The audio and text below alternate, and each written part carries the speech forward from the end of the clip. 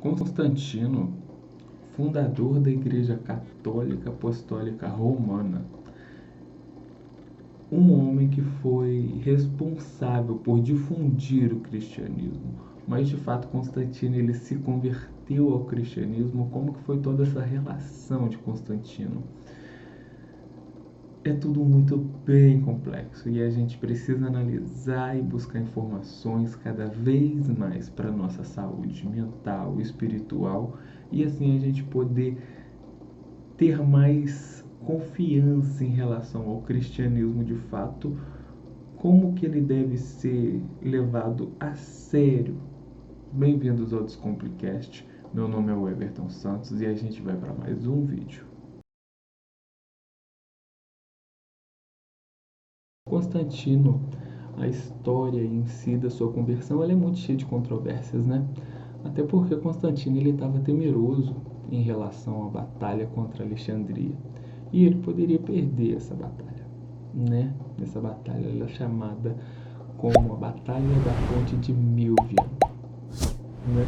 Então, quando a gente fala sobre cristianismo, a gente tem que pegar todo o fundamento histórico, desde o ano 70, onde que a igreja ela foi totalmente dizimada. Aí a gente pega o ano 1 da história, o nascimento de Cristo, e vai até o ano 70. Foi bem complicado. Foram mortes dos apóstolos, foi uma batalha muito severa. Coisa que a gente vai falar mais pra frente, mas para a gente poder conseguir compreender um pouco mais de como que somos manipulados e como que a gente tem que se atentar às coisas realmente verídicas, é necessário estar guiado pelo Espírito, né? Eu sou pecador como todo mundo, então tem pessoas que são muito mais elevadas do que eu e têm conhecimentos muito maiores, mas Deus tem tido misericórdia de me dar discernimento e de estar aqui também passando um pouco de tudo que eu tenho visto, né, tanto por revelações, tanto pelo conhecimento, pelo discernimento, porque está tudo muito evidente, o colapso mundial, né, tanto financeiro, econômico, religioso, então vai ficar bem complexo. Mas vamos voltar um pouco em Constantino, né, a visão que Constantino teve. Um dos pontos mais controversos é a visão. Né? Constantino teve uma visão para sua conversão, para ele poder vencer essa batalha. Né?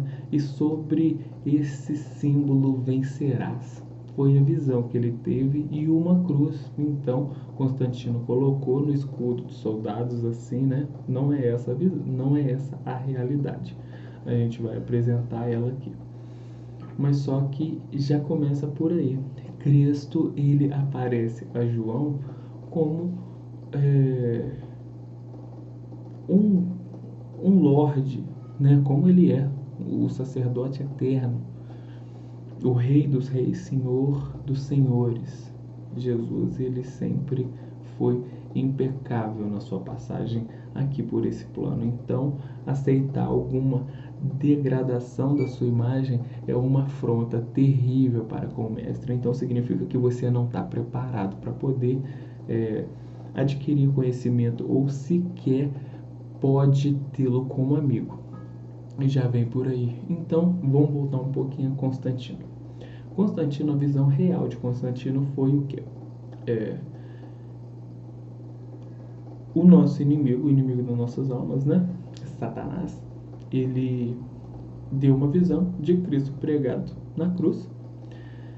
E aí, Cristo falava para ele: dê uma cruz de soldado, uma cruz para os soldados de madeira, e vai para a batalha, que você vai vencer. Essa é a visão que Constantino teve. Tá? Vou mostrar alguns aspectos aqui históricos já, vou deixar aqui na descrição para vocês poderem acessar e ler também. Então, Constantino deu a cruz de madeira para os soldados e eles venceram a batalha. Um ponto mais legal da história é que, quando a gente pega sobre estes símbolos vencerás, e que Constantino coloca no escudo, a gente tem que lembrar de como que era o escudo antigamente. O escudo ele já tinha um formato de cruz, ele tinha madeira, muitos de ferro e tal. Então já podemos excluir um pouco esse fato histórico. Aí que vem o aprofundar da história, né? Mas um dos pontos mais legais de que não é real, e a igreja também fala e mostra que não é coerente. A própria igreja católica que Constantino fundou, e tanto que eles pregam uma mentira muito terrível, né? A igreja católica teve o seu fundamento no ano 300 e o primeiro papa seria Pedro, morreu no ano 70. Então a gente não pode ficar acreditando, já que o seu fundador foi tão assim deplorável para com a história, porque Cristo nunca defenderia uma guerra ou uma morte, né? Cristo, ele é paz. A sabedoria em si, o diálogo, todo movimento social deve ser baseado na racionalidade, não na guerra, não no confronto, né?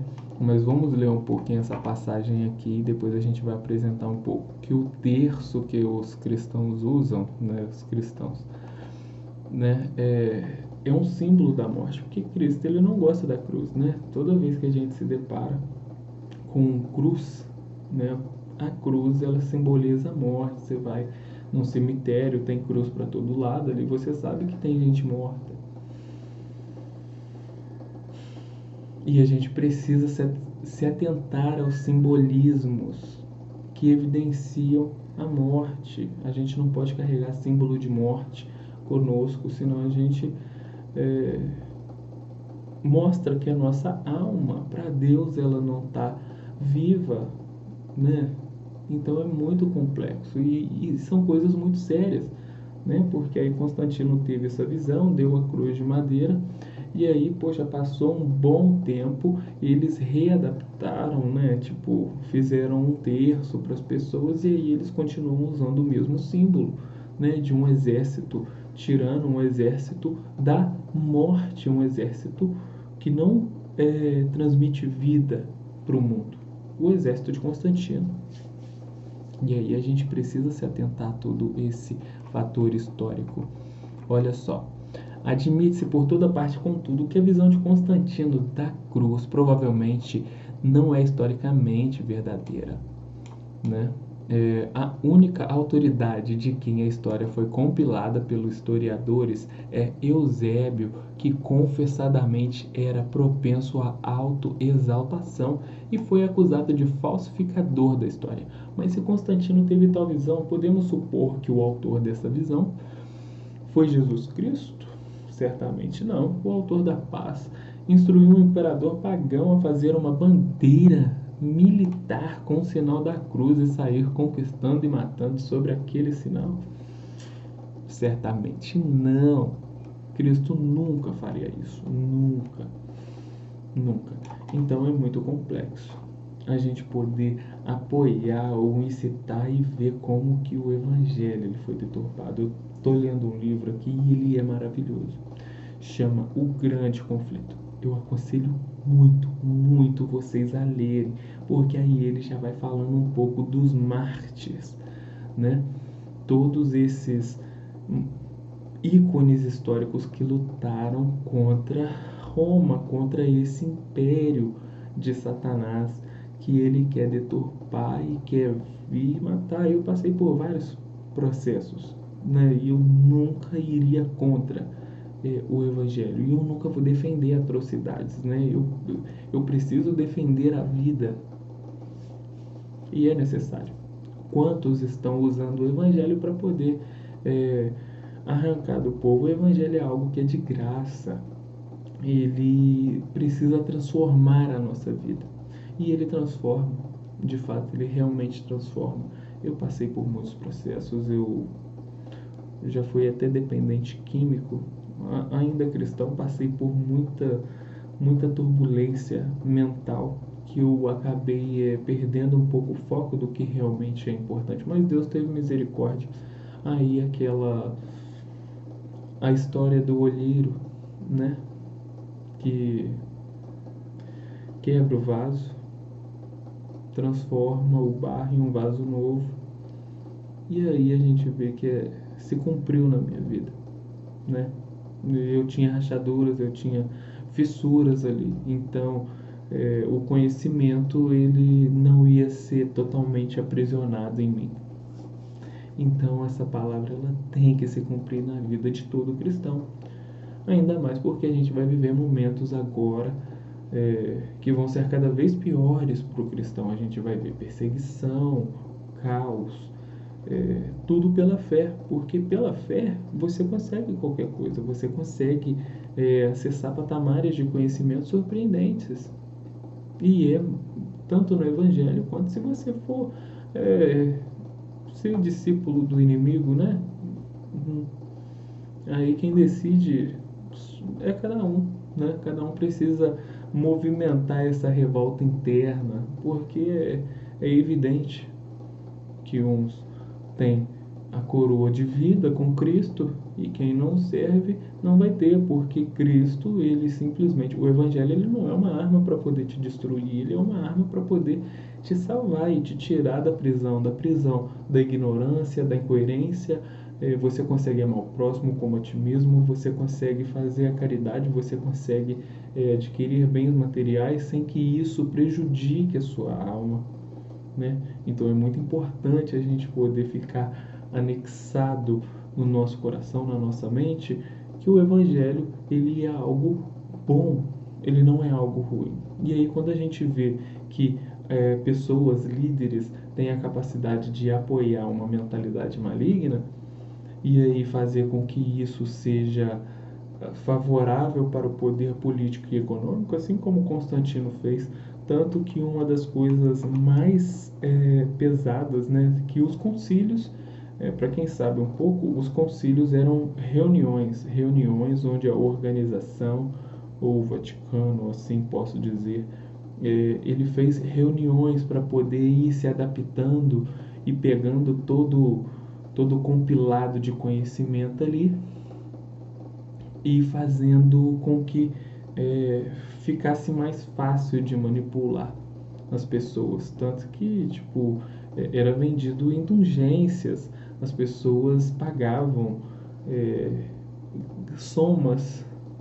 grandes somas de dinheiro para poder cometer pecado. E aí a gente vê como que as pessoas elas são ignorantes, elas querem viver no pecado e elas pagam qualquer preço por isso. Então não existe amor próprio. Eu não posso apoiar a prostituta a continuar no pecado. Eu não posso apoiar Vou falar um pouco aqui. Depois eu vou fazer um vídeo falando um pouco mais. Eu não sou contra o homossexualismo. Eu só não quero que seja pregado que isso é o modo correto de se viver. E cada um precisa ter um nível de instrução, né? Muitos sofrem, cometem suicídio, e isso é algo muito sério. Santos Dumont, por exemplo, um homem rico, né? O desarranjo químico que ele tinha era emocional, era espiritual. E aí o cara cometeu suicídio, Santos Dumont. Não sei se alguém conhece a história de Santos Dumont, né? Então, Santos Dumont, ele cometeu suicídio e era riquíssimo, e ele se envolvia sexualmente com o seu sobrinho, tipo, 14 anos de idade, um cara mais velho. Então a gente vê que, tipo, isso é um problema. E é um problema muito sério. E as pessoas não querem encarar o problema de frente, que é a incoerência, a ética, que precisa ser confrontada. Mas vamos ver isso aqui. Olha que loucura. O que aconteceu nesse primeiro concílio, gente? O cara acabou de ser convertido por Cristo. E aí o cara, no primeiro concílio, ele mata o próprio filho, né? Então, olha só. Provavelmente a indicação mais óbvia de que ele não foi realmente convertido pode ser vista no fato após sua conversão. Ele cometeu vários assassinatos, incluindo o assassinato da sua própria esposa e filho, de acordo com a Bíblia. Nenhum assassino tem a vida eterna habitando nele. 1 João 3, versículo 15. O primeiro casamento de Constantino foi com Minervina, com quem teve um filho chamado Crispo. Sua segunda esposa Fausta deu-lhe 3 filhas e 3 filhos. Crispo tornou-se um soldado de destaque e ajudava seu pai. Ainda assim, em 326, logo após digerir o concílio de Nicéia, logo o primeiro concílio, gente, que absurdo, Crispo ele condenou o filho à morte. A história é que Crispo teve relações sexuais com Fausta.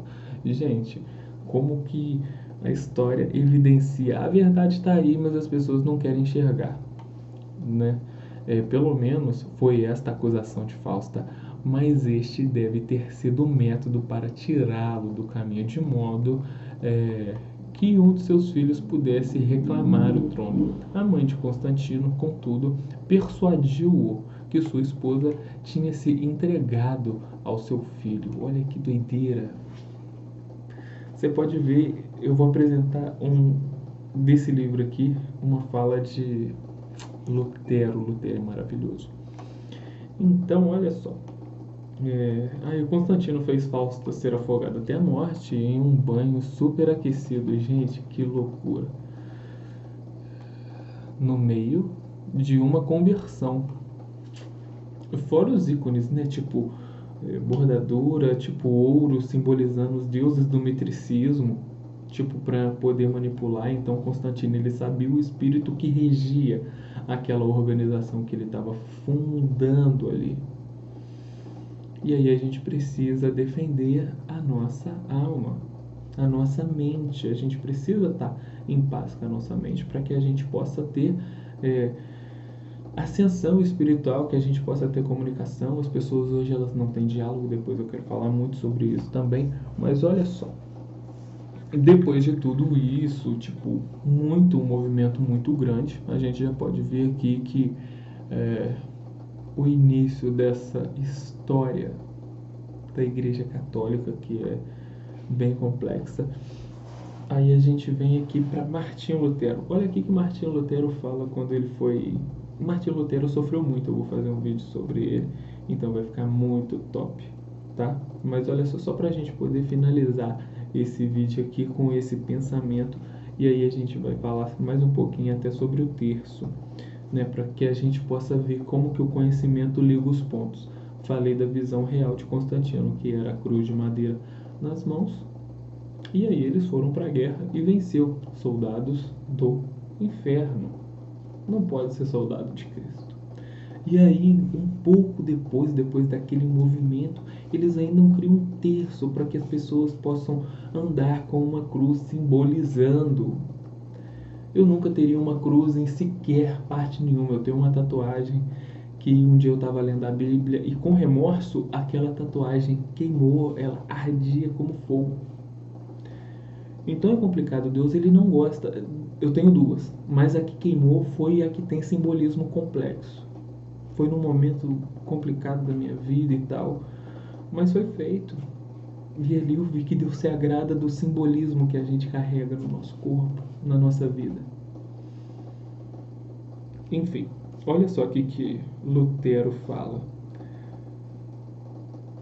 Vou ler um trecho aqui, olha. Por toda parte via cenas que o enchiam de espanto. Iniquidade entre o clero, gracejos imorais dos prelados, horrorizou-se com sua espantosa profanidade, mesmo durante a missa. Deparou-se com um gracejo e libertinagem. Ninguém pode imaginar, escreveu ele, que pecados e ações infames se cometem em Roma. Por isso costumam dizer, se há inferno, Roma está construída sobre ele. Cara, é muito complexo. Eu não posso apoiar nenhuma. A Igreja de Cristo, ela não pode ser... E isso é de um modo geral. É o budismo. Enfim, eu posso aqui falar de vários erros que apontam a morte espiritual. E isso não vai me elevar, mas eleva a sua alma para um nível muito superior. Que é o intelecto, que é a vida eterna. E é uma coisa linda, linda, linda. Então a gente precisa ter essa capacidade. Então vamos ver aqui um pouquinho só para a gente poder finalizar. Que aí depois teve essa relação do, do terço, que muitas pessoas carregam, né? Então, ele não é só usado só na religião, só no catolicismo, ele é usado no islamismo. O Maomé, cara, tipo, é uma loucura porque existem 6 reinos espirituais na Terra, a gente vai falar sobre isso depois. Então é muito complexo porque cada reino evidencia um grau de trauma espiritual que existe dentro de cada um. Então que a gente esteja voltado para Cristo, porque Cristo é a única religião que vai evidenciar o nosso caráter, as nossas obras. E que a gente não pode deixar, né, o aferidor da medida, que é o inimigo, fazer com que a balança pese a favor das obras malignas. Mas enfim, aí a gente pode ver aqui claramente, né, que depois de um certo tempo, em 632, já começou o uso do terço por divergências, e aí a gente não pode deixar de lembrar. O fato é, simbolismo não pode existir, tanto que imagens, depois eu vou mostrar sobre imagens, falar realmente sobre imagens, que isso não pode existir, não se pode adorar deuses. Poxa, Moisés, por exemplo, ele teve que fazer uma cobra, né, uma cobra de ouro e tal, um artefato ali, colocar no cajado para que o povo pudesse crer, porque o povo ele não cria. Ele tinha esse mau hábito ainda de ter que venerar a imagem, e ele não cria no homem, no servo de Deus que estava ali na frente dele para poder instruir. Eles se achavam capazes, autossuficientes. Mas aí a gente não é autossuficiente, a gente precisa de pessoas que nos inspirem a ser melhores. Cristo é um melhor exemplo. Você não precisa estar aqui me ouvindo para poder acessar tudo isso, mas que tenha mais Cristo. Esse aqui pode ser a última vez que você veja um vídeo meu, mas que se vai te fazer buscar mais conhecimento, que é o meu coração se alegrando, tá bom? Que, que tenhamos mais curiosidade para as coisas de Deus, que indaguemos mais, para que a gente não fique preso a tanta heresia, para que sejamos como Lutero, como Pedro, como Marcos, como João, realmente amigos de Cristo. Tá bom? Até mais. Finalizamos esse vídeo aqui. Um grande abraço, um beijo na alma. Que Deus abençoe e nos ilumine em nome do Senhor Jesus.